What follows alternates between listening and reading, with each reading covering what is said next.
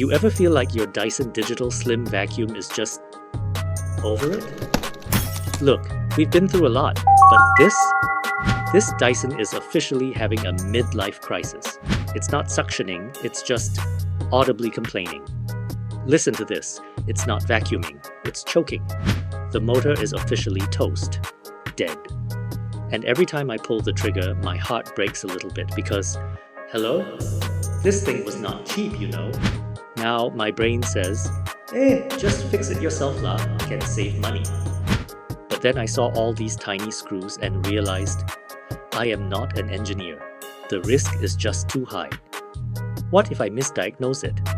Is it the motor, the battery, the sensor? Who knows?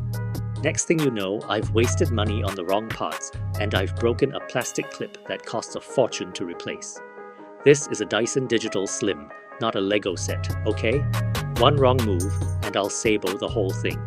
That's why I'm handing it over to the experts at RoboCare. So I did the smart thing. I handed it to the experts at RoboCare. They specialize in Dyson surgery. They told me, don't worry, we got this. Peak laziness achieved. And honestly, no regrets. They use genuine parts and they actually know what they're doing. Look at this.